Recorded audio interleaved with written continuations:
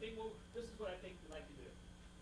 I'm going to give you some links, and we'll give you a minute to write them down to some resources. And I'm going to, well, this is really about how to get started. So I'm going to talk a little bit about just wait, and if you look at my blog, I did a little story about this, and I'll talk about it in a minute. And then maybe what we'll do is some brave soul, we're just going to, maybe we'll design a course. We'll have somebody throw out, and we'll say, okay, I want to do this kind of course. What should we start? What should we do? What do you think about that? And if that doesn't work, we'll go in a different direction. This is your time, right? So we do what you want. So what I'm really telling you is I don't have anything prepared. So you're going to get what you're going to get. How's that? So let's see. The first thing, this is my website, right? This is edmaise.net. My middle name is Ed. You know, it works out. So in there, this is my presence. And if you look across the top, I have Moodle, Joomla, WordPress, MediaWiki, PB, PHL, Drupal. Those are all open source. They're either social networking. I'm going to tell you what that's all about. I am trying to build my own learning management system out of all these bits and pieces. And the reason I'm doing that, for two reasons. One, I model certain behaviors in there and get them to sort of work, and then I go back to Blackboard and see if I can replicate it there. So this is posted on, and this is not a hobby. I don't spend all my time doing this. This was much easier to do than anybody realized. But there is, if you go to WordPress, and that's already running down below. There's my blog. It's called Because Design Matters. And there's the keynote right there. And then do you do Wiki? Do you do video? And if you scroll down, it says how to get started.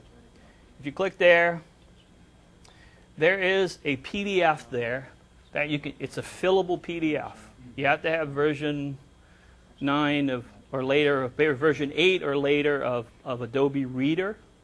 You can fill that out, and that's the first thing. Well, the first thing I do is I sit down with faculty and I ask them some probing psychological questions about their credit rating and can they actually afford me? No. How, we sort of get into, and then I see this as a good way to get started. What are the overall objectives?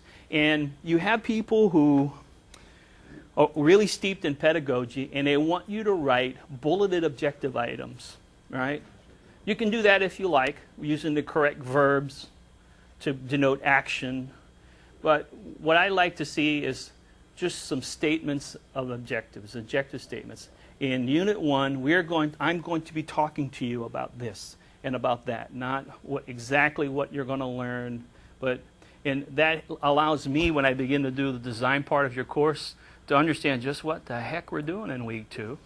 And I actually generate a lot of the little fill-in items using that information you give me. It works really, really well. And it's easy to do, and it's a takeaway thing that you take.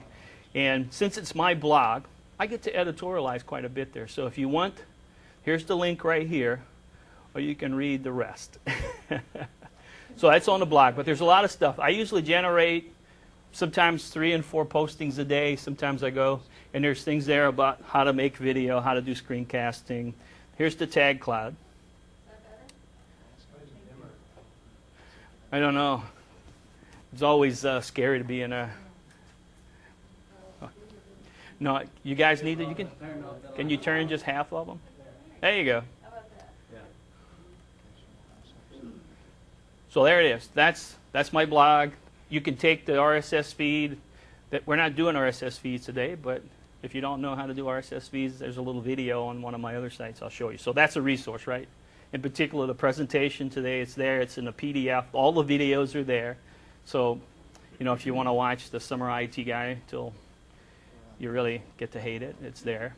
And I post here pretty regular. And my wife, who is a librarian, finds resources. She is the librarian. So some of the postings will say the librarian. So I have my own on payroll. I have my own. So that's that. And then here's my site, Teaching with Technology. This is kind of a mixed bag of things that I throw in there: audio, video, some research stuff. This is a tad, maybe just slightly out of date. But how to podcast, how to use Audacity. There's some really good stuff here about Wimba. In fact, there's a thing here that you might want if you're going to, it's called Wimba cheat sheets. There's cheat sheets there. They're PDF. You can print them out. And basically, let's see if it'll open up. Oh, that's actually a screencast. So there's screencasts here. Anything that's a flash video has that little flash thing. The cheat sheets are down below there as a PDF. So if you want a cheat sheet for Wimba, yeah, it's actually at UMSL. It's umsl.edu, Maise C. And don't forget the tilde. You know, we have that little tilde thing there. And I can't tell you how many times I had students tell me that my keyboard doesn't have that little squiggly thing, but they do, trust me. Everybody's keyboard has that. So does everybody see what the address is? All of the websites that he's showing you and that he showed you this morning, as well as Rocky's, I'm putting up on the Blackboard site. You all are enrolled in the, I think it's called 2009 Instructional Technology Conference. If you log into Blackboard, you'll see that under your courses. All these websites, I'm putting links to them, and the button that's called, I think it's called Keynote Maise. Thank you, ma'am. And there's another site here. It's called Teaching with Blackboard. This is a set of tutorials, screencast tutorials for Blackboard.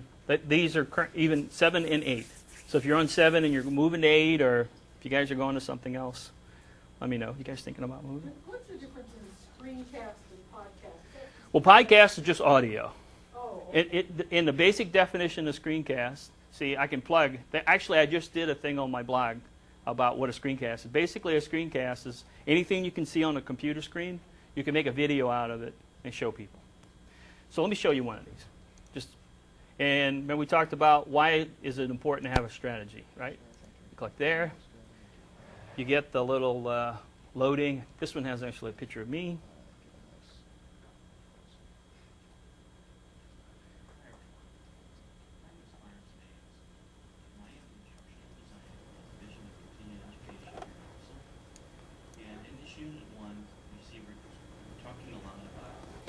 So let me see if I can.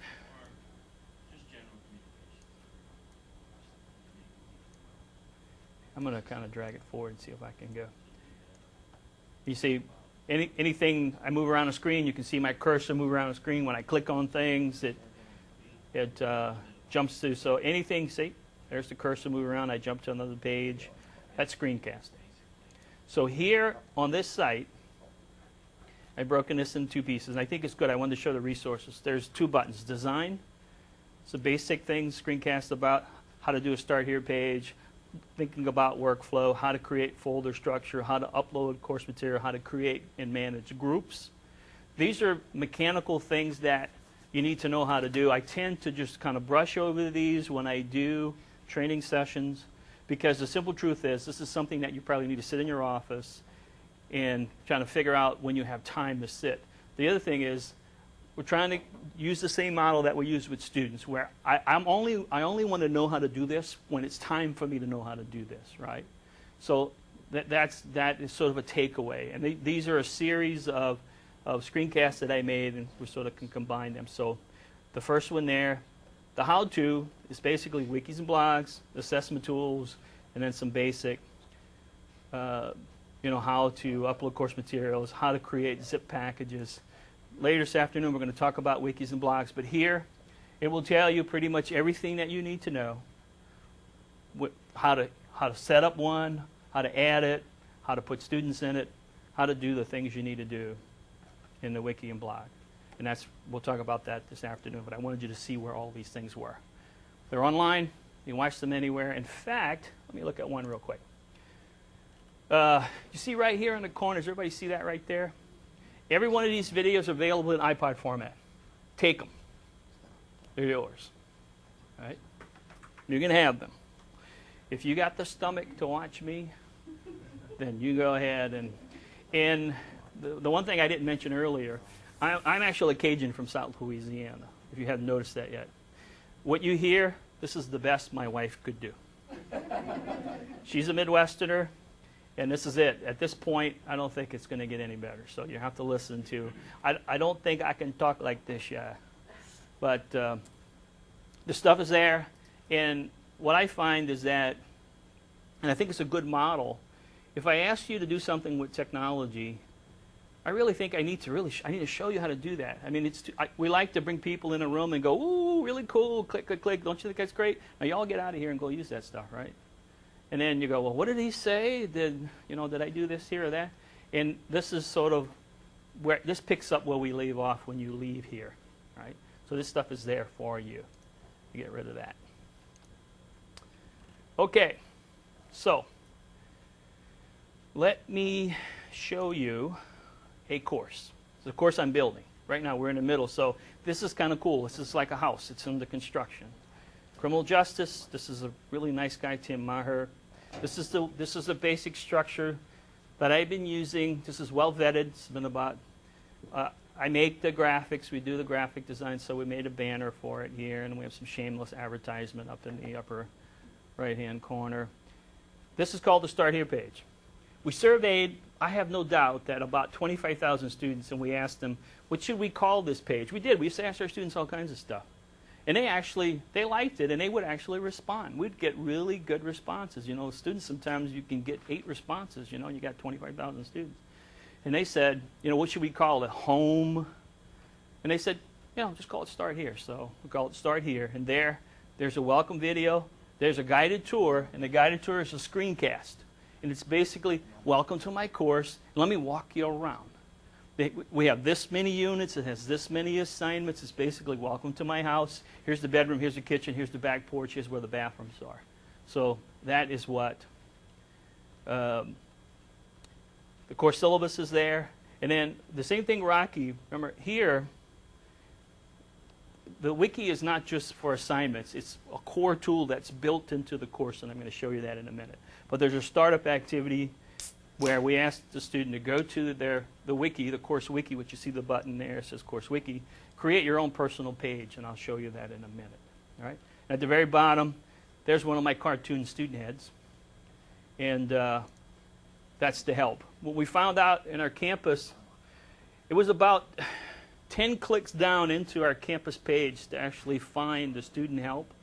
So we asked the students, what did you need the most? They needed to know how to use the wiki and blog. Here's another page, and you might want to, it's the same as my page except it's /help. And here's the other situation that I think we had. If we asked you to use a wiki or a blog, I really think it's our responsibility to support the student. I mean, what happens is it's really cool. We tell you, hey, use this tool, and then go off and do it and don't bother us anymore. So the way to facilitate that, we said, fine. We're going to create some small, simple little tutorials that show the student how to use this so you don't have to bear the brunt of the burden of dealing with any issues that the student had using the tool. It's about integration. We want these tools to be integrated. If we want them to be integrated, we have to do our part. So I create these little pages, and I'll show you some more of this later. And then there's a little short, this is actually screenshot video that says this is how you download the iPod videos. We want them to take their iPod videos. And if they need any plugins, the plugins are there. And that's it. That's all they needed. And then a link to the campus writing lab, right? That was the minimal set of help that the student needed. If their computer blew up or other things, they could call a help desk. This eliminated a lot of the initial trouble that you get at the beginning of the semester. Right? It was just easy to build this in, I mean, every house has a first aid kit, right? So why not every course have just the minimal amount of help to get the students going?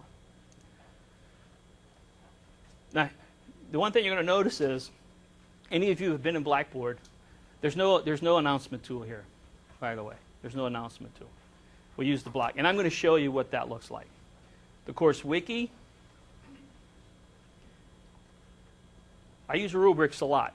Big fan of rubrics. The way I do rubrics, we create the rubrics. What I do is I have a Word doc that has all these tables.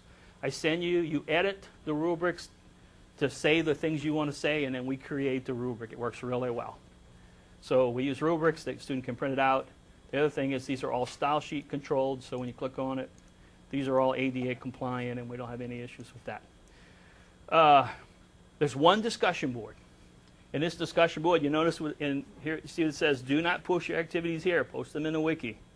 If you need help using the wiki, Come here and ask. In fact, that language probably should be stronger where it should say, come here first before you contact me. It's not about, it's not about not wanting to work with your students. It's about having them follow a process. You guys need to work together. And students do it. I mean, they're already working together. So that's where they go. And it's an easy tool to use. The students were already comfortable with that. So we used an old tool to facilitate the use of a new tool. All right? And then, yes, there's the wiki, and this is where the stuff goes. Now, it's not fancy, okay? We put a little header at the top of the wiki that says, please create your content, your wiki page, and it goes down below this line. Students are so literal, right? So we tell them exactly what we want them to do. And then, right here, we're modeling behavior. So if you click on instructions, you get this little flash video. It has no audio. It'll say that in a minute. There is no audio because they keep sending us emails going, their audio's not working. This little 1.5 minute screencast we've gotten a lot of mileage out of it. So it's like, here we go. Click edit. Okay. Then go down there and below the line, click there. Click, right? And your page goes here. And we have this is where Rocky was talking about. Each student creates their own personal page. This is where they do it. And this is the little video that shows them how to do it. Now I have another set because we kind of broaden this out. And I also have 2 other videos that say how to add your picture and how to link to YouTube video, how to link out. And those, I don't have them in here yet. So I won't make you guys sit through that whole thing. So that's there. And then I put a sample page down here. Now remember, this is a criminal justice course. And there's the sample page. And, this is modeling behavior. Sample page. Put a picture of yourself here if you want. And then you can create unit assignments. And we say, look, create your own pages. Organize these things any way you want. Just remember, we need to be able to find your work. This is the core tool, right? This is where the collaboration, this is where community, this is where all this happens. They're all, and what we did early on, we broke the students, I've been doing this for several years now. We broke the students into smaller groups. Well, they came back and they said, no, we want to all be together. I can't see my friends. So we said, okay, we'll put you all together. So what ends up happening here, in this main page, here, there's just a long running list and everybody's there together. And we just remind everybody, you all, and we never had that. I haven't had that. I have not seen malicious behavior. I haven't seen anybody deleting someone else. We haven't had that. In fact, if anything, they're a little too timid. They don't really believe that they can help each other. But they do. They eventually get to it and they actually help each other. Early on, they seem like, is it okay for me to help you do this? Sure.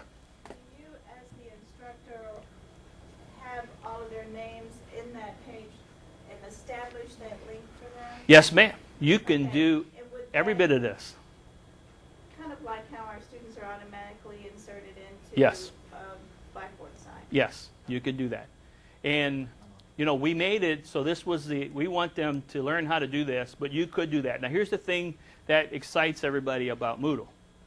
We can push this into Moodle automatically. We create a text file that has all the students' names and go create a wiki and then use this file and it will put them in there. And, the thing about it is that wikis didn't catch on because it had this cute name. These things actually work. They're a very simple tool that is somewhat unassuming but really fosters the sense of students move in. I'm going to show you one in a minute. Students move into this thing for 16 weeks and they make this their own space. No one's ever done that with a discussion board, But this is how we tie this in. Here's Unit 2. Let's go to Unit 2, freedom of speech. And this is for this particular course sequence. This is the basic look for these criminal justice courses. They have a set of objectives at the top. They have the readings and the content. There's the PowerPoint handout. Then there's 2 short lecture sequences, and then down below here it says, go to your personal wiki page and answer the following questions. This is brain rules design, right? The thinking is that most people can't sit still for more than 10 minutes. So what we're going to do is we're going to intentionally give you 10 minutes of content, and then we're going to ask you to go and do something and come back. This is also active note-taking. Here's a situation where everybody gets to read everybody else's notes. You don't get that in a regular face-to-face. So you get like a 1-2 punch with the wiki. You get people being able to look at what other people are writing, and maybe, if you're lucky, getting a slightly different perspective on the content. You also have the community part. And the other thing is that you get to see that they're doing something. Somebody mentioned that this morning. Or the first time you teach online faculty, you have this look that you guys will get. It's like, what are they doing? Are they doing anything? Because there's a real disconnect the first time you teach online. You don't know what they're doing. Well, here you know what they're doing. And let me show you what the lectures look like. And this is streaming. This is Flash. This is coming off of our server in St. Louis.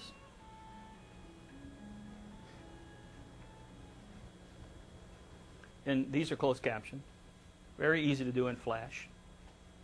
This is, we do this right inside of Dreamweaver. In fact, this is, what I'll say is this is actually ready to be closed caption. We didn't completely close caption because university doesn't exactly have a complete policy on closed captioning, and we don't want to be we just didn't want to be the leader on closed captioning. But this is ready. In fact, the other thing, that this video can be closed captioned without having to do anything to the video. The caption is a text file. So we can close caption this years later. Whenever we decide that all videos need to be closed captioned, we'll hire student workers. They'll come and transcribe, and then we'll close caption it. Down below here, the iPod video and MP3. We asked the student, and we have seen that somewhere near 70% of the students actually take the MP3 audio. They want it. A smaller percentage actually said, about 25% said they do actually download and use the iPod video, but 80% of them said, don't discontinue it. Keep having it. So they said, I don't use it now, but I want to have it. I see you have a question. So you mentioned Dreamweaver. Is that something that's available? Dreamweaver is Adobe. It's like Adobe Acrobat. Dreamweaver is the web editing software. It's part of Adobe, one of the suites. So it would do what? We use it to edit the pages, and we use it to create the pages for the video, and we use it to edit the page that contains the closed captioning. Sorry. Even though I will say that I have a new course we're doing, it has no web pages. Everything is done in PDFs, including the videos are embedded. So the whole course is done using Adobe Acrobat, which actually we pull all the content out of Word docs, and then then we drop the videos in where they need to be. But the iPod video and the MP3 audio are very easy to do. There's just 2 check boxes when we make the video, and we just generate those and just make that part of. So this is the basic sequence. They watch the video. Here's the handout up here. We include the PowerPoint as a note page. It's 4 slides per page. Students use it as a note-taking page. How come not PowerPoint? Because PowerPoint, here's the thing. Word docs and PowerPoints are not accessible. You ever watch? I have a friend that I went through grad school with who was blind. You watch a blind person try to deal with a PowerPoint, right?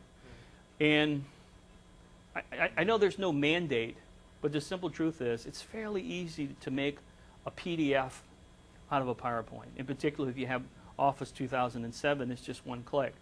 And I think as a designer, I need to do that. I need to go ahead and facilitate that and just deal with the ADA part. The truth is, if you create,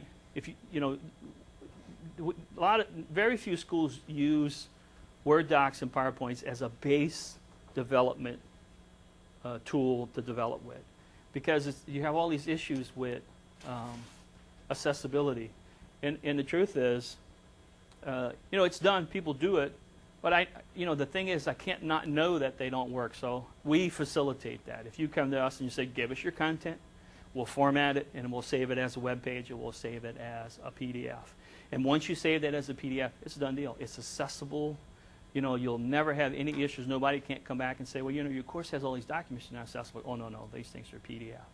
And then I toyed with the idea of using Adobe Acrobat as a base tool to develop. Just take all the content from PowerPoint, take all the content from Word docs, and just save them as PDFs. And they work pretty darn good. And everybody has Adobe Acrobat, unless, I don't know, a guy on the desert island probably has a copy. It comes in on a bottle, So this is the basic sequence, guys.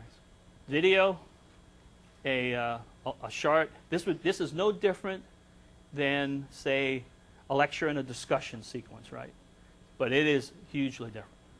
Now this course, they're not there yet. This course also includes a weekly quiz. They're open book. They're formative quizzes. The criminal justice guys didn't have an issue with that at all. They didn't have any problem. So let me show you what this looks like. Just a picture's worth 1,000 words. So let me take a look at Tim's current course. This is crime prevention, syllabus, welcome video. Let's show you what that looks like. Here's a welcome. Get the same shameless advertising. We surveyed the students. They really like the welcome video. It really humanizes the course. And actually he goes through his syllabus. Not everybody does that, but he does. And this is basically here's my expectations for you. This is what your expectations should be for me. What's my communication policy? And this is right up front there. And it also puts a human face on the course. Of course, they see him, but that's with the welcome video. And then the guided tour. This may actually be me. Let me show you what this looks like, because I think he asked me to do this one. I don't normally do these, but welcome to the guided tour for criminal justice 2230 crime prevention. What a guided tour really is just basically showing you through the course, giving an idea. And you see, I kind of go through and go here, this is here.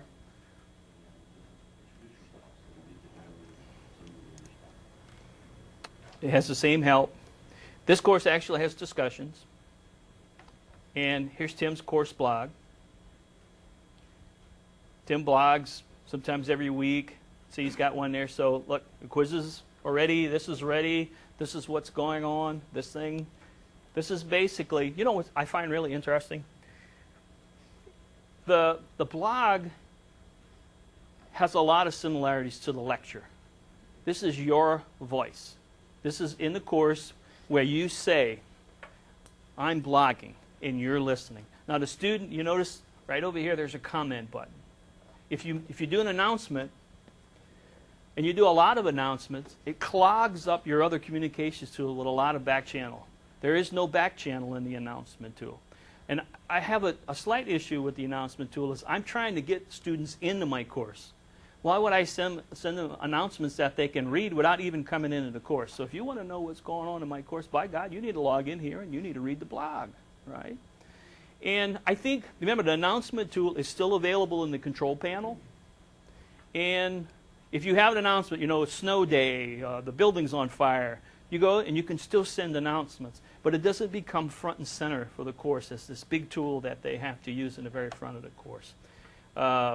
And this is a lot, in many ways, it has the same loudness as this is sort of a lecture platform in some ways. And it gives you the ability to keep them on task. It gives you the ability to blend in content. Maybe you want to add in a lot of links to journals, but you don't know, they haven't come out yet. So you go, this is where you bring that stuff, that content in. And trust me, these students are used to blogging. The other thing is these things feed. Somewhere down here is an RSS feed. Unless Tim has it turned off, and he might. So that's the basic layout of a course. Any questions about that? And I'm going to show you some other stuff in a minute. Yeah, how much time does it take for a student to become familiar with it? I mean, with using program, because this is time which is taken away actually from the subject. You ever use a discussion board? The discussion board in Blackboard? No. It's actually harder to use than the blog, right? The discussion board, in fact, when the discussion board becomes fairly populated, half of the postings don't get read. It's too much. And it's a good question. It's an excellent question. And let me show you what, let me pick another. And this is actually a course in anthropology that we're still finishing up right here. We're finishing up. Right down here, there's a little video. It's 3 rules of blogging. How to post a new blog, how to comment. There's only 3 things you can do. So let's take a look at the blog.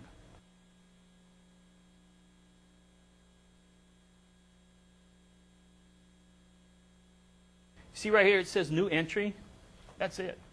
You click on new entry, you type in entry, you post. I mean, once you do that, it looks like Word, it looks like any other tool. It's very easy to blog. The other thing is, I think it cuts both ways. I think there's a perception that we sometimes attribute too high a level of technical skill to students, but then I also don't think we give them enough credit. I have not seen the students they hadn't had very much trouble. I think they have more trouble with trying to follow threads. For example, if you tell your students, I want you to go to discussion board, I want you to post a message, but I want it to thread. Half of them post a new message, nothing threads. There's no threading here, you know. And the other thing is that this is a very salient point here. The course blog that you see here, the students cannot post in here. They can only comment, right? They can't originate a new post. This is your blog. Only you blog here. They can just comment. So every posting here is yours. And if you see, look, there's a hellacious comment. These students, these students, they like to blog, all right? So let me show you another we ran into an issue. This sort of highlights the power of the blog and the wiki, right? There's 50 students in this class. There's 2 papers to write. There's no way we could do a rough draft and a final paper. Too much. Just can't deal with it.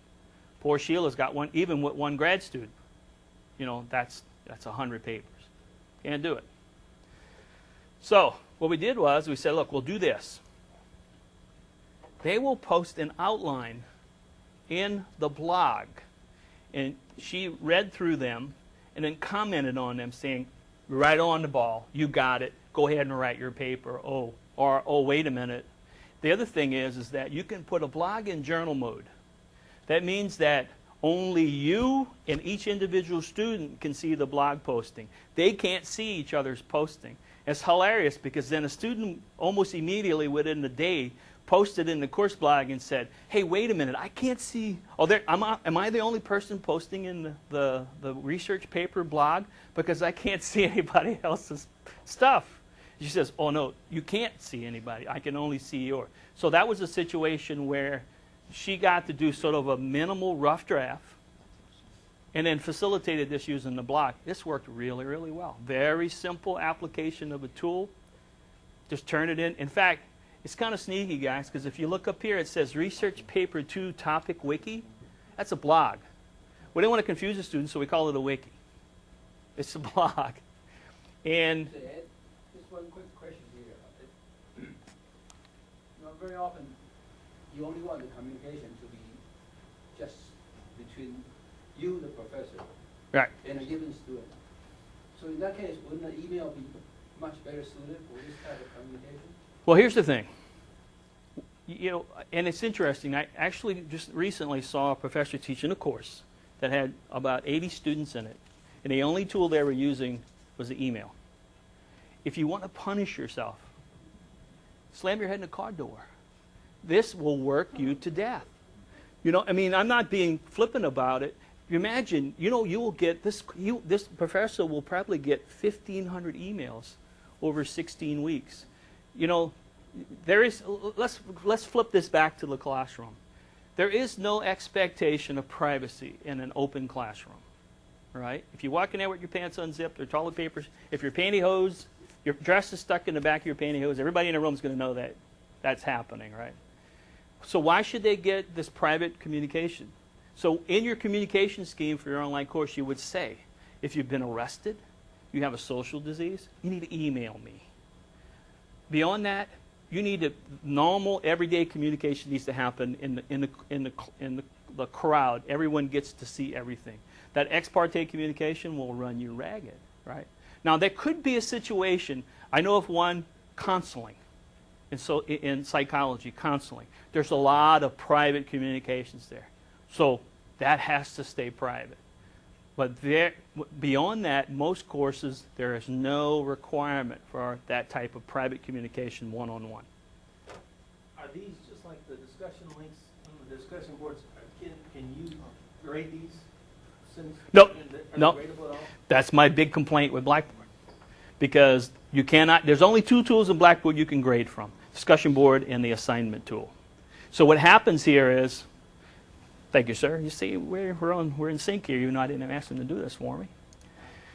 We do the rough draft in the blog. The final paper goes into the assignment tool. The assignment tool sends the grade directly to the grade book. So we facilitated the rough draft using the blog, but then the graded paper goes in the assignment tool, which allows you to put the grade directly in the grade book. Right?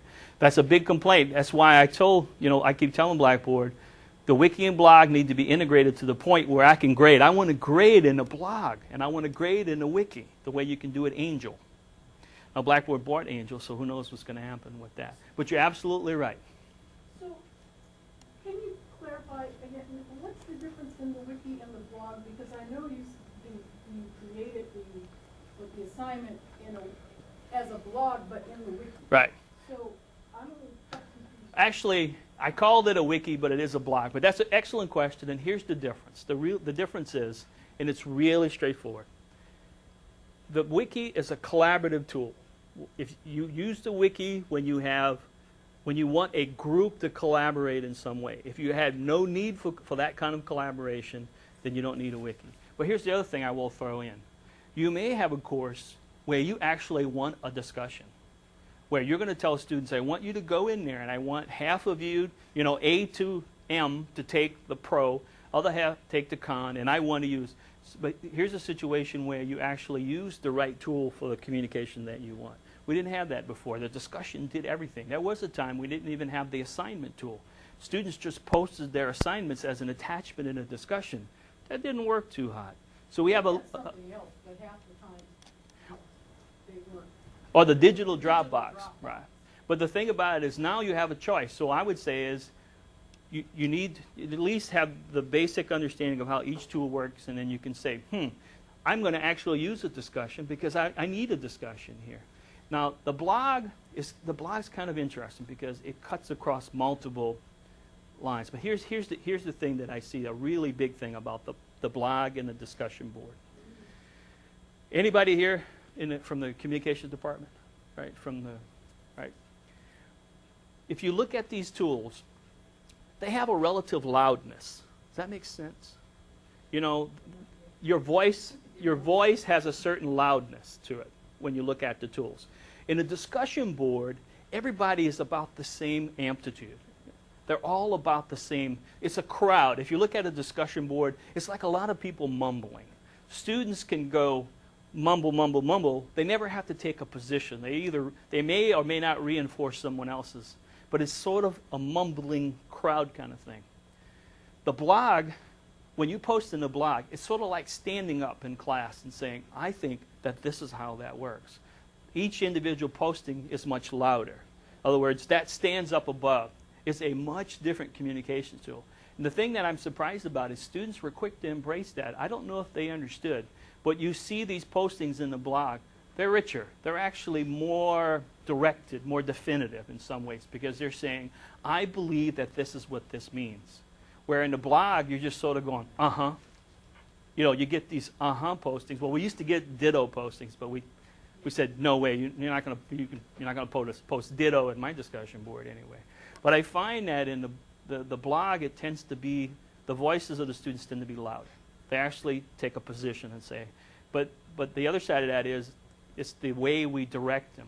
We say, go to the blog and tell us what you think this concept means. The discussion board doesn't handle that as well.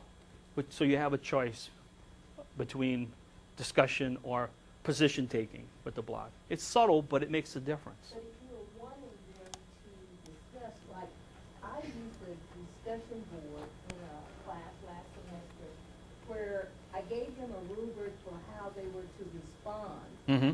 on the discussion board, but I didn't want them talking to me.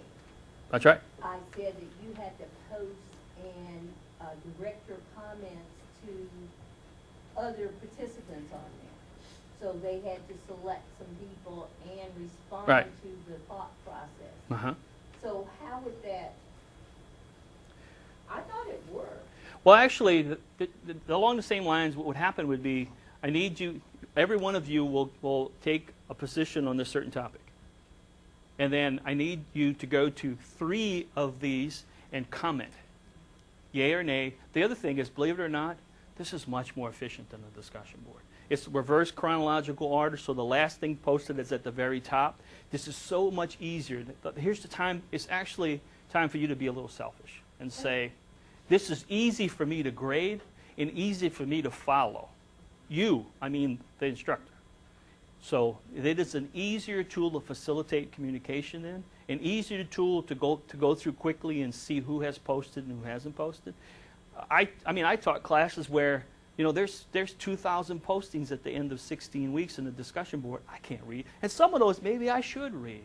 And then I get lost in there because Blackboard doesn't do a very good job of marking what's read and marking what hasn't been read, right? So, but I can do the same thing with the blog and directing them to respond to each other. Yes, you can. And the kind of level of comment that I'm expecting. Right.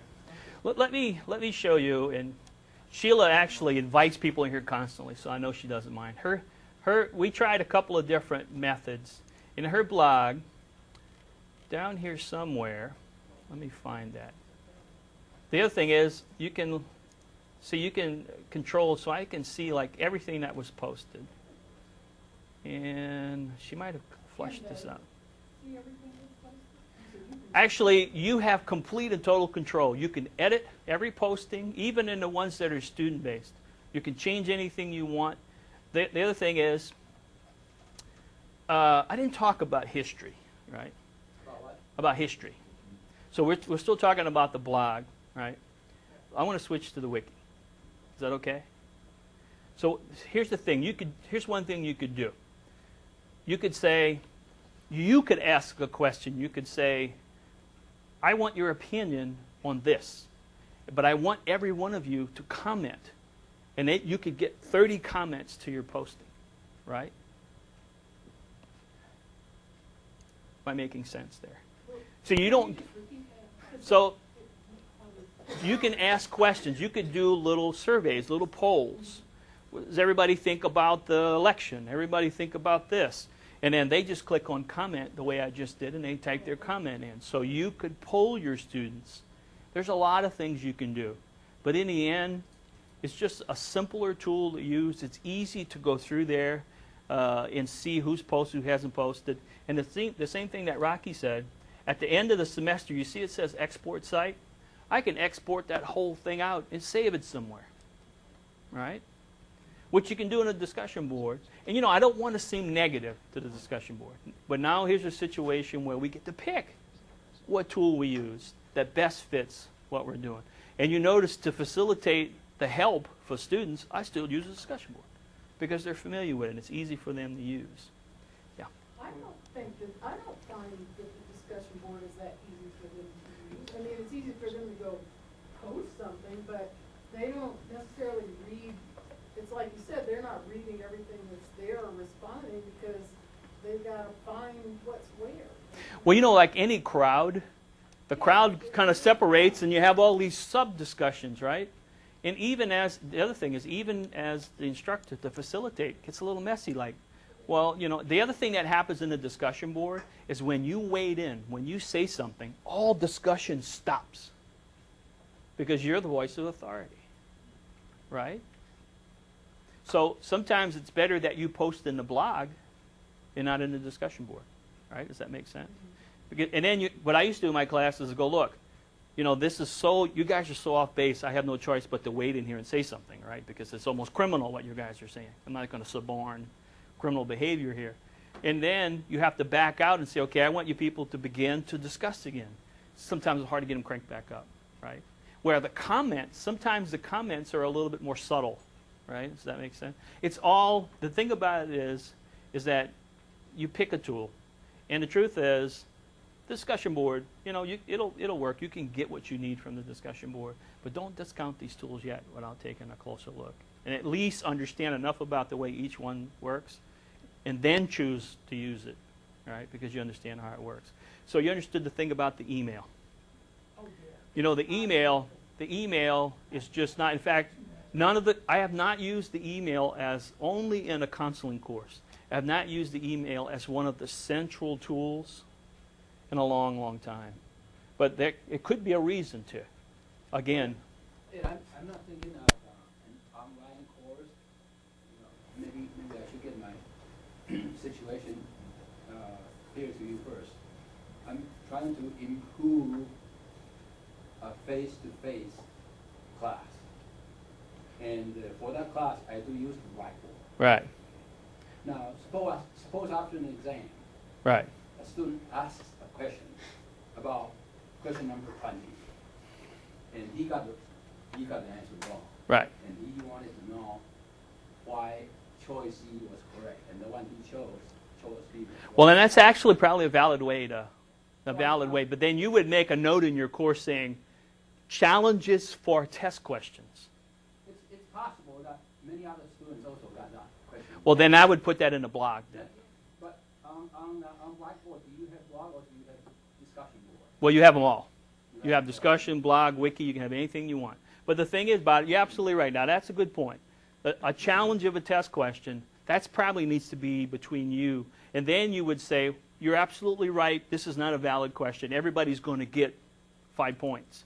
I might actually do an announcement then and say, oh, by the way, guys, nobody needs to comment. Everybody's going to get number 3 right, and you're all going to get extra number of points. Now, so that would be a valid to use the email. You know, you don't. But even though that usually ends up in the blog anyway, the student will say, oh, by the way, as a blog comment, oh, I think question number 10 is not valid. And you go, you're absolutely right. Everybody gets the point. That's not, I mean, it's not, you know, it's not like, by the way, you know, Professor, I haven't made bail yet, so I'm still in lockup down here. Probably don't want to announce that to. So it is, but to know which tool to use and to make those logical decisions. There's a feature in there that would allow you to send a message to every single student's email. Yeah, you can email everyone. You can do that also. Yeah, but you know, but here's the thing, and I'll get to your question in a minute. To have that the email tool be a key part of your communication scheme for your course, you really should be really cautious about that, because in general, that's not a good. It's not a broadcast. See, that's the thing. You have these basic tools. You have broadcast tools that you broadcast to everyone, and you have these basic one-on-one tools. Email is a one-on-one kind of tool. So say, all right, I need, in general, 99% of the time we use these broadcast tools, not the one-on-one tools. The only thing is, say in the School of Medicine, UMKC, every student is required to, or is responsible for the emails sent to them by the med school administrators and Right. class. But if you do it in a different way, they can say, I didn't see it, so I'm not responsible for the consequences. But you know, I mean, that is, but you know, that's sort of department, that's communications between their school and them, which is sort of different than these communications between you directly and your student that's related to the course content. And you would spell that out. You know, would say my communications expectations. Well, for example, I mean, we go to the point where we say, look, I want you to write a 500-word paper, and I want you to post it in the assignment tool, and I want you to give it this name, your last name, first name. I mean, we do that in that detail. We tell our students it needs to be in a Word doc. It needs to have this naming nomenclature. They will do in most cases. So we say this is what we need, and you need to do this way. All right. And I think that's probably pretty straightforward. They know when communication comes from their department, from their school that they're, and then you differentiate between. And I think you set that up. I mean, you could say that, you know, even though you see, it could be a hybrid. So you're going to, what I normally do with that is I'll have if I want to venture into that with my face-to-face class, I'll say, I'm going to have this assignment, and this assignment needs to be completed inside Blackboard or inside Moodle. And here's the instructions. Don't email that assignment to me. And you'll have that. You'll have students that will do that. And what I normally say is the policy is until that assignment is submitted in the correct way, it's not submitted. I'm sorry, I'm not going to accept. It's not to be mean to them. It's just to say, look, the world is filled with these rules, you know. And if you take an email assignment from one, then you have to take it. And they have to learn how to use the system. The other thing is if they send you a paper as an attachment to an email, then you have to go extra mile to get that thing graded, to get the grade into the grade book because it's not gone through. And in general, the majority of students do what you ask them to do. Does anybody think that you have seen it? If you make it clear, they do what you want. Yeah, I've seen them have problems with submitting the assignments the first time, and then they say, oh, I found an error, and then they emailed it. And then, and yeah, you can't give them the comments the way you want to, or, and I do tell them, though, if that happens, then I'm not responsible for reading your latest version, because I have what's there, and if that's all I have, then... But then the assignment tool, you can set it up so they can resubmit. Okay. They can... It's like that was my first time using it, so Yeah. I didn't do that. So I get a lot of different... Or I have students who still deliver hard copy. Now, I tell you, with swine flu going around, I'm happy to have them submitted electronically. I don't want the finals with germs. Well, I used to tell you, and I'm saying this in a nice way, I used to tell people, if you have a big enough course with enough students, you have pretty much one of every kind. And some of those people, but in general, people will normally go along to get along, and they'll do what you ask them to do. So, Now, that wasn't my question. oh, I'm sorry, go ahead. No. No. My question had to do with stuff, you said this morning that we needed to develop a communication plan, how we plan to communicate with them. Right. So as you're talking today about how we might respond in the wikis and the blogs, it Right. leads me to wonder, okay, if you could give an example of what the plan, what a plan might be, how you articulate that, and then how you implement it here where you're Right. still reading the wikis, blogs, and posting, and discussion boards.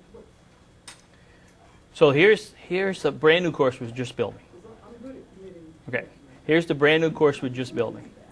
The core communication tool between the professor here and the student is the blog. So in the communications plan, you're going to say, and this would equate to something that's going to probably be in a syllabus or somewhere in the guided tour. You want to know what's going on. You want to see what's latest. The blog. So that's the first part of the plan. That the blog is, and you may also say, from time to time, I may actually post, I may send you an announcement, or in some special cases, I might send you an email. We're having a snow day. The water pipe is bursting. We have no class, or since this wouldn't be the case with a completely online course, but you would say the general communication scheme here is check the blog.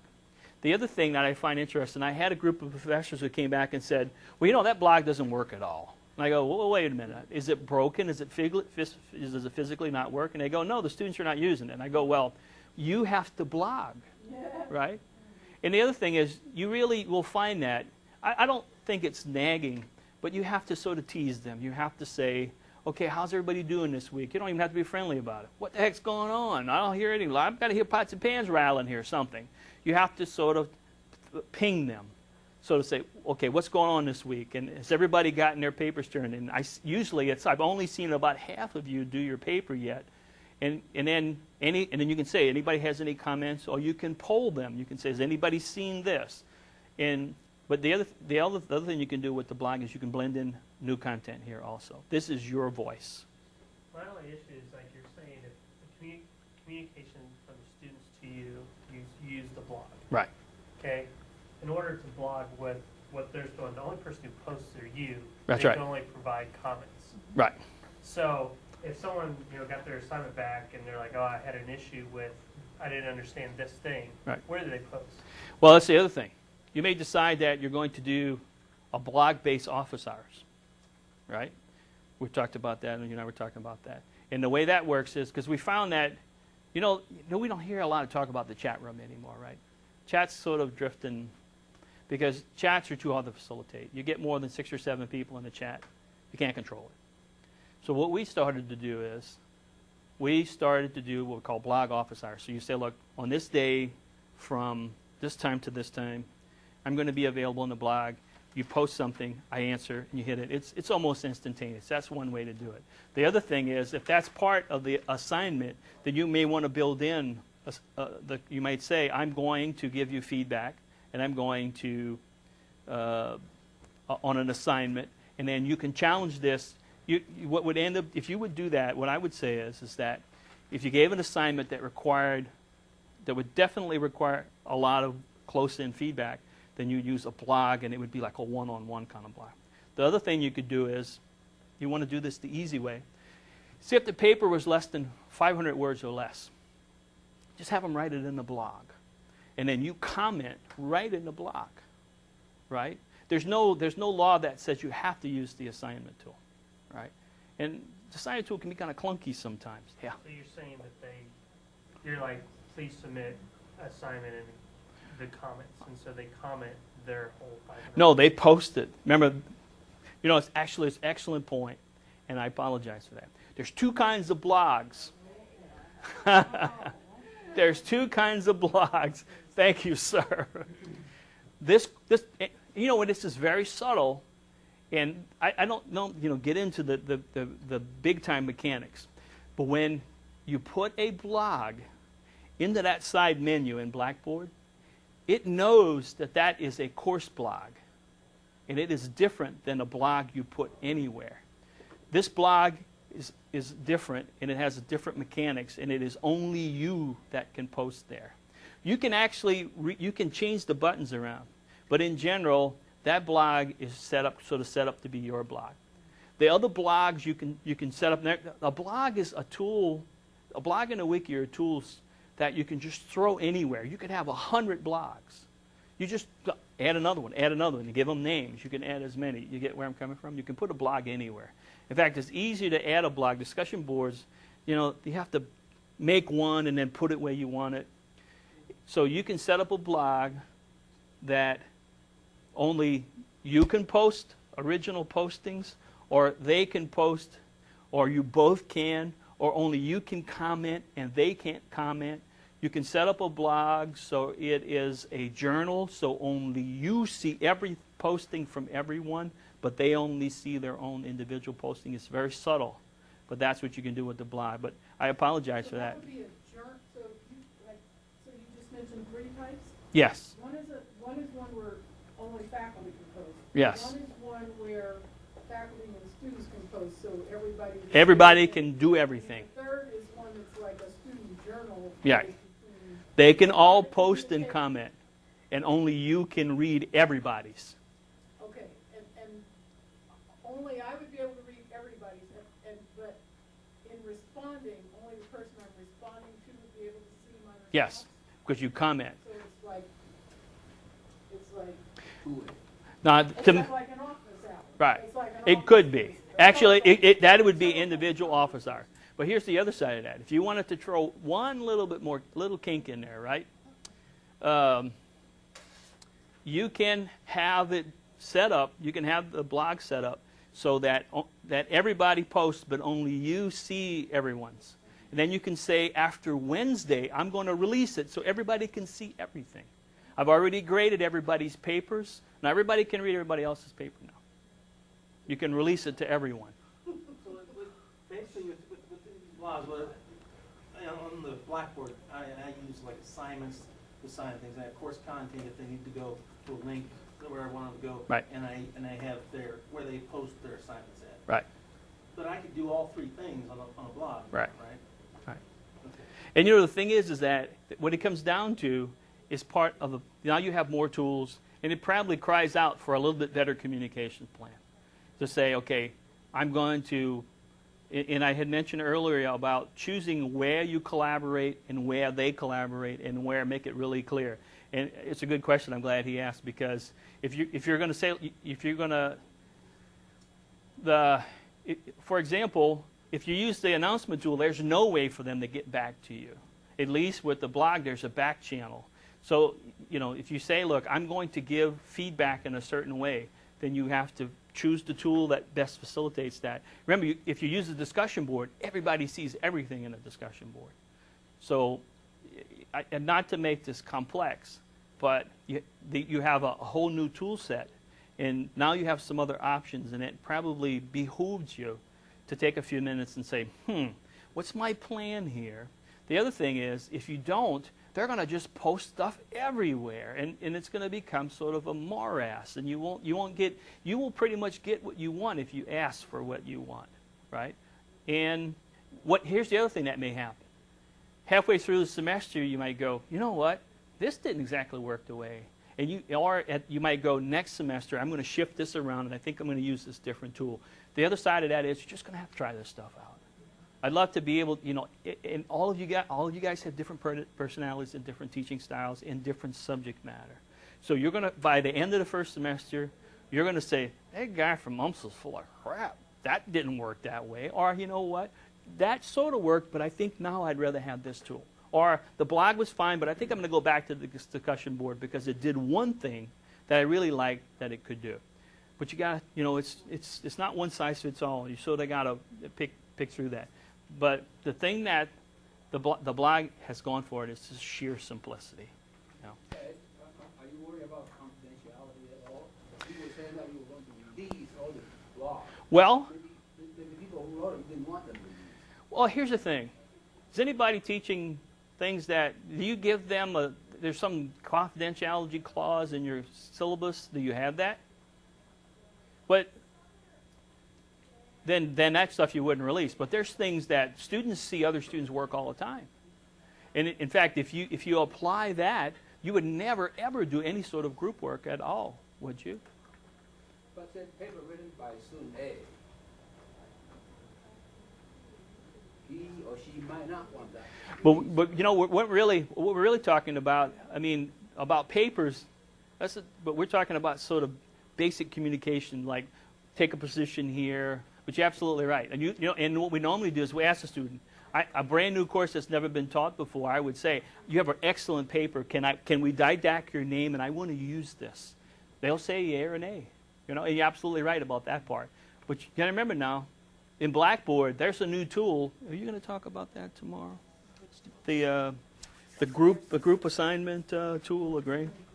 Where, you know, it's become an accepted practice to have students grade other students' work. Oh, peer assessment. Yeah.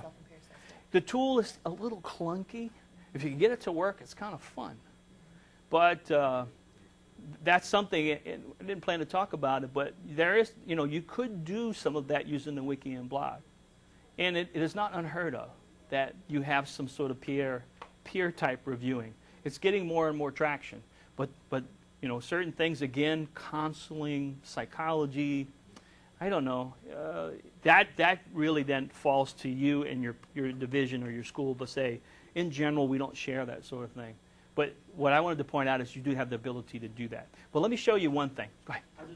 These are a series of yes/no questions. Sure. About blogs, just to make sure that I got it all in my mind. I could have, if I had 12 students in my class, I could set up one-to-one blogs with 12 of them. Right. That have 12 different blogs. Right. I could set up one blog, which is one-to-many. Right. Where they are not seeing each other, they're seeing Right. me. And I could set up another blog that's many-to-many. That you can. And I'll do that. And then, this is what triggered all this, was then I can change the style of those blogs at any time. Right.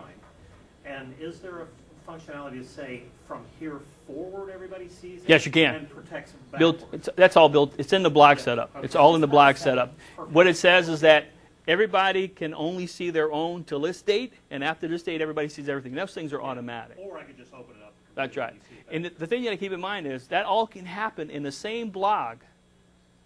That's what I was You can looking for, click on different flexibility. buttons on you can drive your students insane different days of the week. It's a new thing, you know. I just want to say, you can also, Yes, right. I have them signed that I can use their product if they so choose, I can post it, I can share it with Right. others. Just so if I want to share with another student, I just have them sign. So let me show you a wiki, a real active, let's see, we'll go in here. Criminal justice, this is forms of criminal behavior, and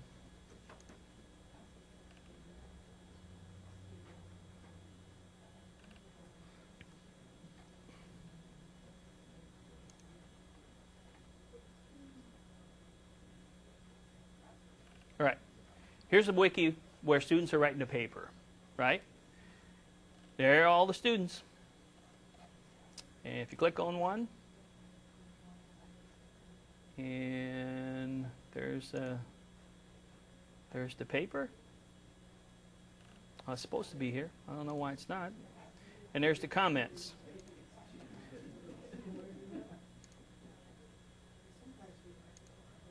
Here's the outline for the paper. Here's the rough draft. And you remember now, you have full and complete editing rights. So you could go in here with the highlight tool and highlight and edit right here. But here's the thing to think about. Normally, if you do a rough draft, you get a rough draft and you get a final paper.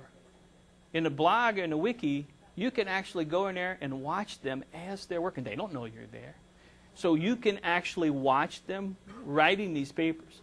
You can't even do this in a writing lab. If you walk up behind a student in a writing lab, they're going to quit writing until you walk away. So here's a situation where you get to see what they're doing. Did I just disappear from... Hey, it's 2:30. Did it shut down automatically? Is it time for a break, guys? It is time, we are past, Oh, I'm sorry. but that's okay, good information, but that wasn't why it went out. Well, we're going to do wikis and blogs anyway after this, so good.